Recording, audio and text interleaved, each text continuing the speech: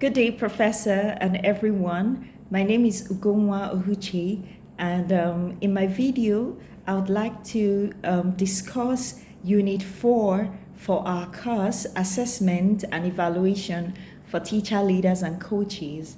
So here I have a scenario, and I have written out some points that I'd like to discuss about this scenario. So I have a mentee who is a third grade teacher, and she has just assumed the role of the chair for the school community outreach committee, but she's being frustrated because most committee members don't participate in a meaningful way and they push back when she attempts to assign tasks and schedules.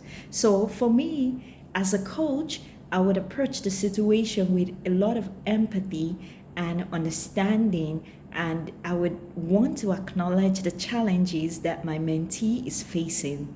So first of all, I would like to listen and do some active listening and validation. So I would allow my mentee to express her frustrations, her concerns, and I would do this without judgment. I would validate her feelings and reassure her that her frustrations are understandable. Then number 2, I would also like to identify the root causes. So I would help my mentee to identify possible reasons why committee members might not be participating. This could be lack of interest or lack of understanding of the committee's purpose, or time constraints or conflicting priorities.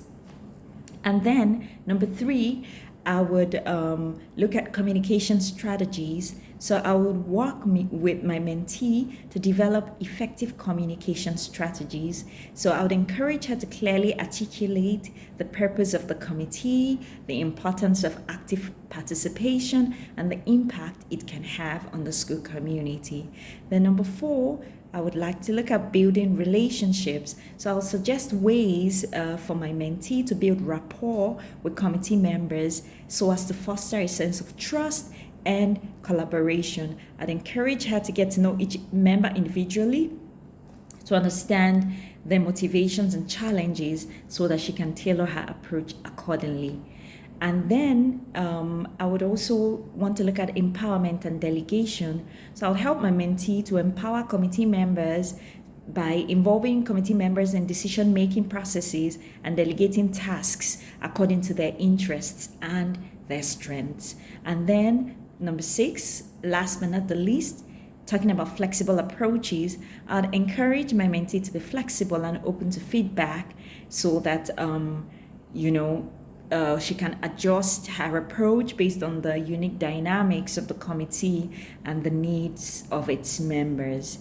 So now, at a higher level, to increase faculty and staff engagement with committee work, I would like to suggest that district leaders can consider the following. Number 1, clear expectations, to communicate clearly what's the purpose, what are the goals and expectations for committee participation to all faculty and staff. So this can be done through employee handbooks, orientation sessions, and regular reminders. Number 2, recognition and incentives. So this is very important, especially in my country, Nigeria. I think incentives work a lot. So I would like district leaders to be able to recognize and reward active participation in committee work, like public acknowledgement, gift cards, extra time off. It would encourage others. Then training and support. District leaders could provide training and support for committee chairs and members so as to enhance their skills in areas such as communication, collaboration, and problem solving. Then flexibility and balance. So to recognize that faculty and staff also have competing demands on their time and their energy, so we can provide flexibility in scheduling meetings and tasks to accommodate different schedules and priorities. Then number 5, feedback mechanisms. So to establish regular feedback mechanisms so that we can get input from faculty and staff about their experiences with committee work, and then we can use this feedback to identify areas for improvement, and then we can make the necessary adjustment. And then now looking at evaluation forms and employee handbooks, how can we have like specific verbiage that will be included to specify committee participation expectations? So I have written down a few. For example, we can write, all faculty and staff are expected to actively participate in assigned committee work, contributing their ideas, their expertise and time towards achieving the committee's goals. Then another example is, committee participation is considered an essential aspect of professional development and community engagement. Employees are expected to prioritize and fulfill their committee responsibilities accordingly.